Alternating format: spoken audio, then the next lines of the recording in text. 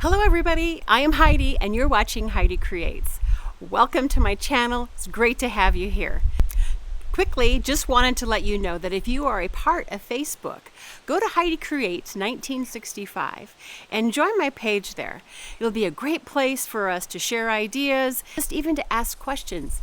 But let's be an encouragement to one another and get creative together. It's a beautiful day here in the North Woods of Wisconsin, so as long as I've got some gorgeous weather, I'm going to be doing my intro videos outside. I think that's it for the business. Let's just get on over to the sewing machine and start creating.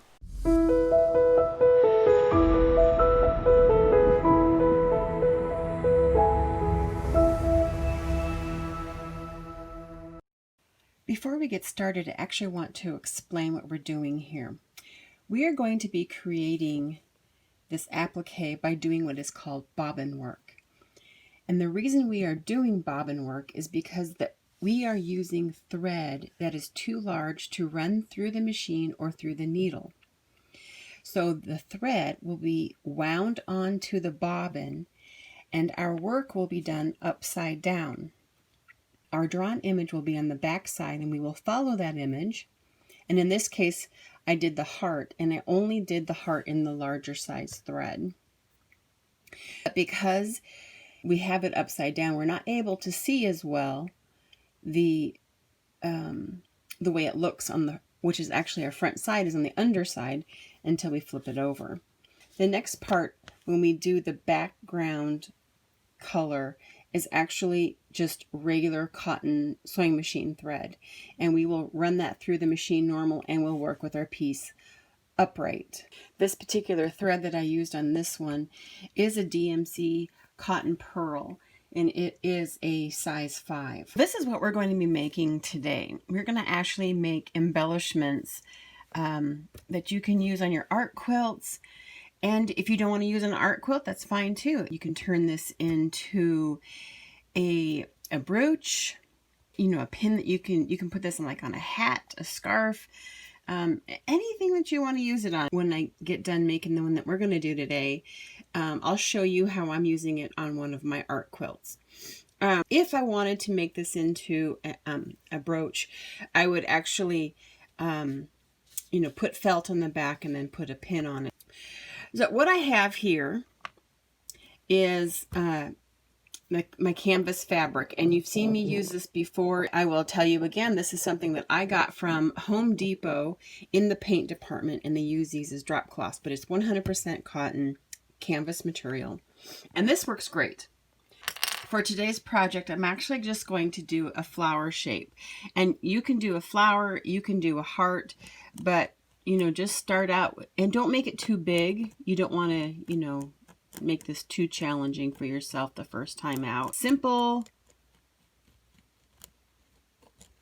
little 5-petal flower.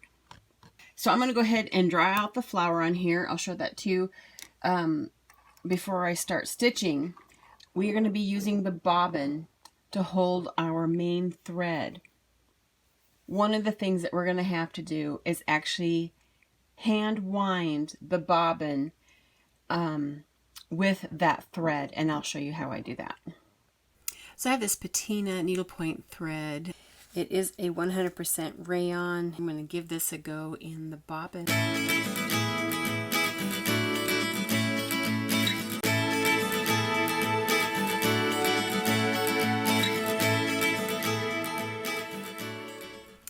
Now because I have the top feed, or the top drop-in bobbin, I know this works for this.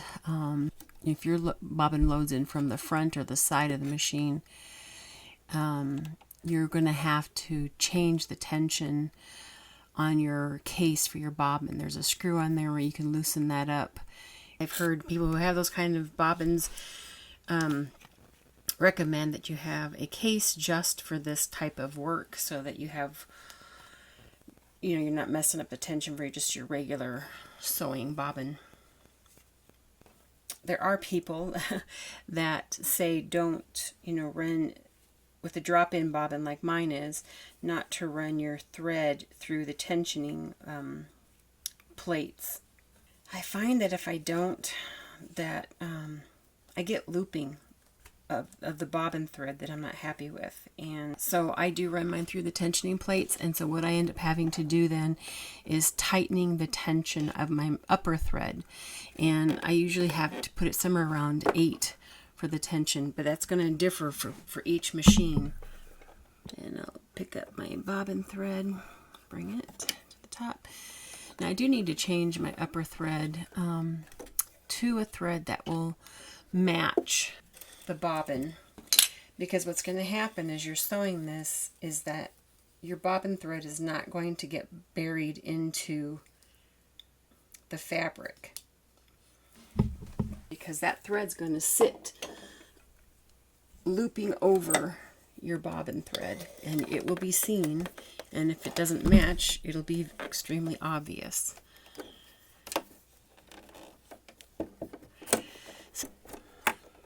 My top thread matches my bobbin thread. I am going to test the tension of my top thread just to see how it does. Make sure we're not tangling, looping.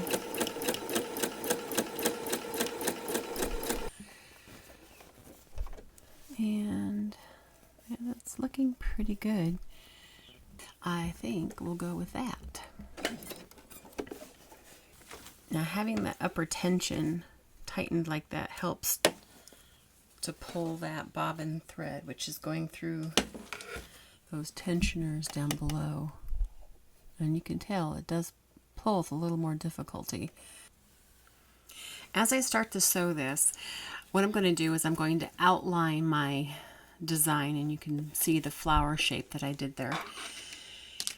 I'm going to outline that, and then I'm going to follow that outline shape. So I'm going to continue doing the loops around, trying not to go over what I've previously done, just going as close to it as I can. Don't want to create any kind of knotting or anything like that. So with this though, because the bobbin thread is pretty thick, it's not going to be possible for me to pull that up. So it's just trying to keep as even a pace as you can. And I'm going to just follow this particular petal shape. Now you might not get it super even, and that's okay. I do go back and try to fill in the spaces too, because I will find that I'm not a machine. I can't do it perfectly. But I will go through and fill in as much as I can, try not to get things tangled up.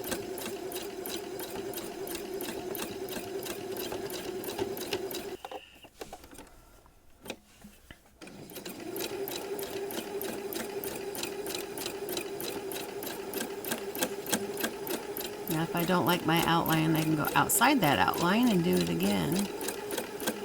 Just trying to be right just next to the previous one. Now one thing nice about this thread is that, bobbin thread, is that it is thick, so it will fill in pretty easily.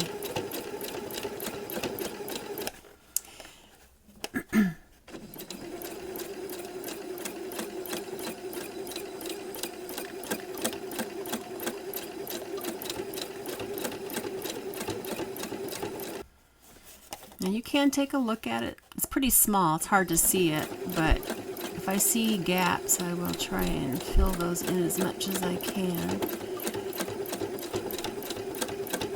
You will want to trim your threads from where you started so that you're not getting those tangled in.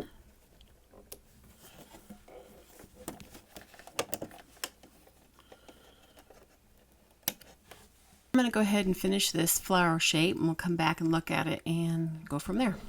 Once I've finished my stitching, I leave a little bit of this left, and I do leave myself a little bit of the top thread, enough that I can thread it on a needle. So I've threaded my top thread onto a needle, and then I will push it through to the front I want to sew over this thread a couple of times, so, and then I'll knot it just because I want to be sure that it doesn't come undone. I'll go over it a couple of times just to really anchor it, and then I'll knot it underneath. I've got that end anchored down and the thread knotted in the back. And so I'm going to go ahead and do a background color. And I'm not going to use the bobbin thread for the background. If you look at this one here, if I show you from the side, you can see that it's raised. The heart is raised because that's that bobbin work. And so that thread just sits right on the surface. Whereas this multicolored thread on the outside, that is the knots buried in the fabric. So it lays lower, but it works great for filling in and creating a background. So what I'm going to do is I'm actually going to go ahead and draw in a square shape like I have here. I have a square shape around that. I'm going to draw a square shape around this flower and choose a thread to use around here. I have this variegated thread. This is by Coats and Clark, and it's not as thin as, say, like this one that I have here.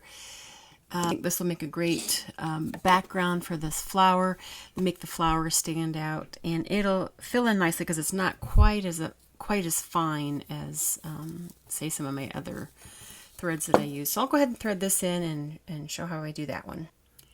I am going to start kind of on my outside edge and work in that shape. I'm going to bring the bobbin up because I can now. It's just regular thread.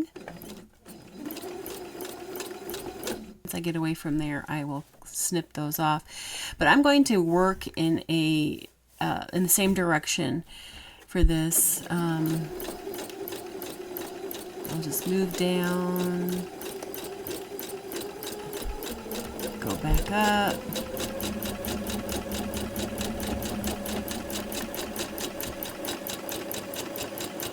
And I'm just going to keep going back and forth, and I'll be filling in, you know, wherever I need to.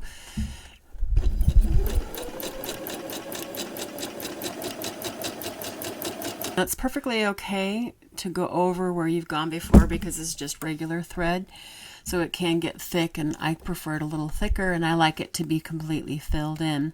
So I'm going to go ahead and well, I'll show you just when I get to the flower. I'll stop at the petal and I'll go back up and I'll fill in there. So eventually what I'll be doing is working around the top, coming down the sides, and then working along the bottom, just because I want to keep the same vertical direction to the thread.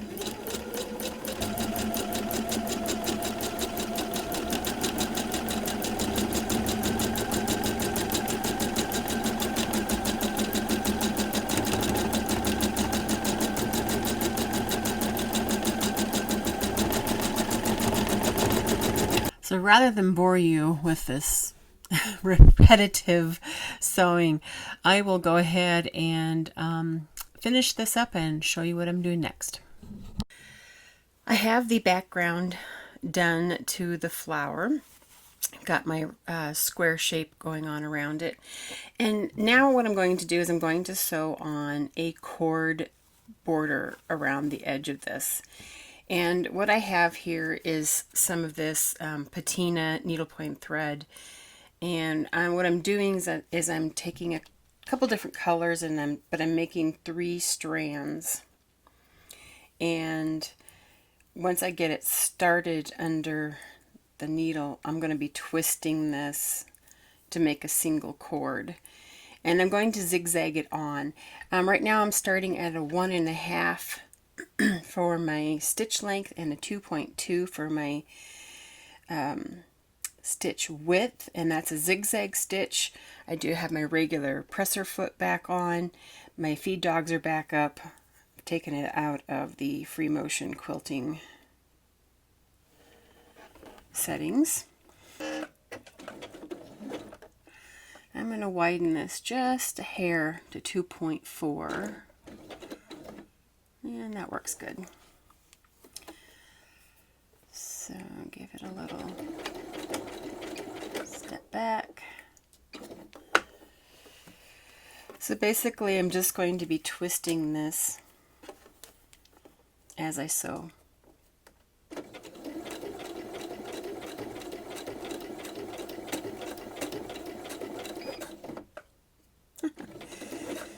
Guess I should have checked my bobbin. It's telling me it's empty, but I usually have quite a few stitches left on it even after it tells me that message.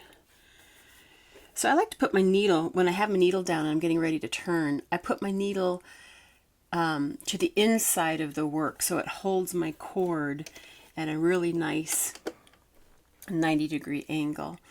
And then I'll continue sewing. I'm coming to the corner. I'm going to put my needle down to the inside of the work.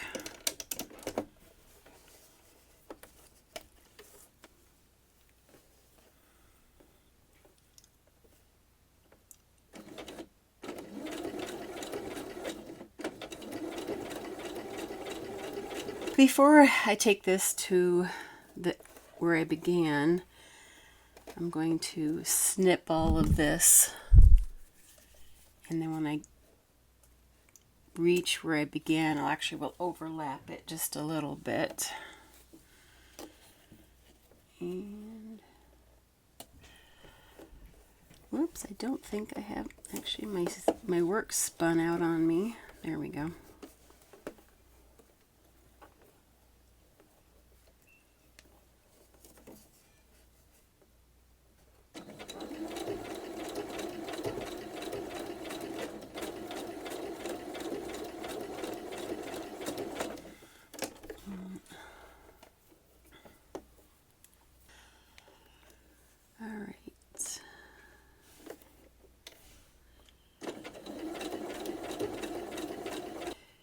Can be a little tricky.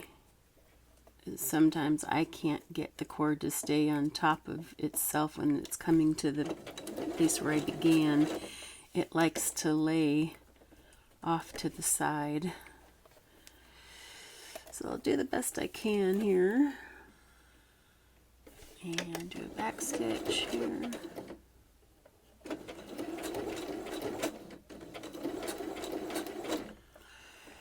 Alright, I'm going to snip this and then come back forward again and sew over those cut ends. And I will just go all the way around again as well.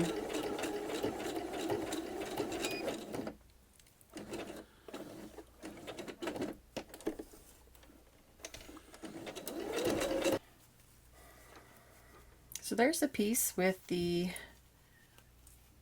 cord going all the way around.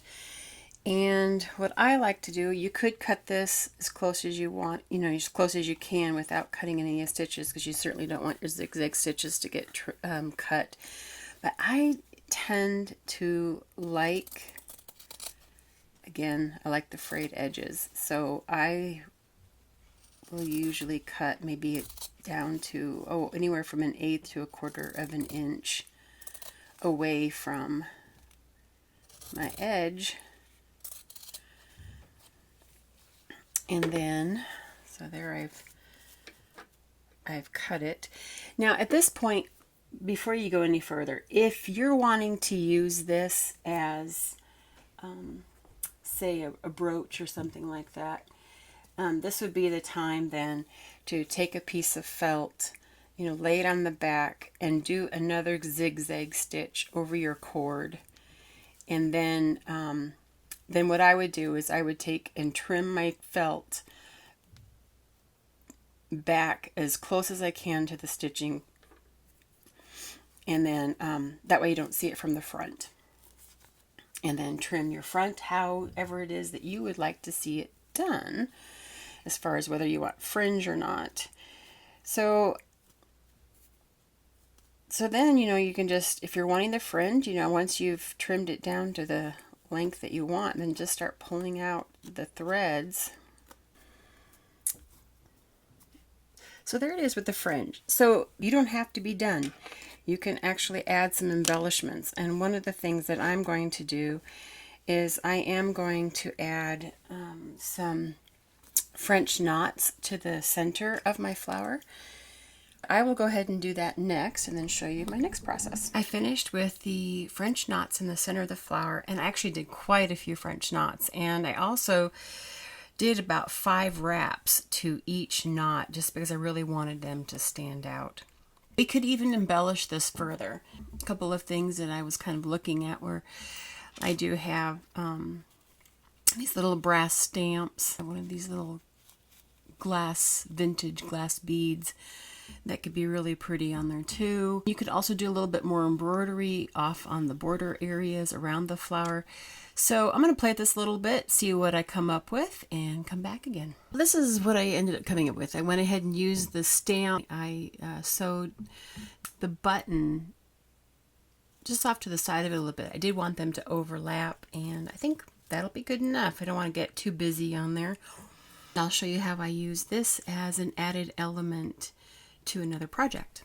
I've sewn the applique onto this little banner that I've made for it's a wall hanging. It's much like the piece that I made last week, the little sampler piece. I'll show you images of this at the end of this video, but that's how I used it. They make great accessories to your art pieces, appliques, and even brooches. So, have fun with them.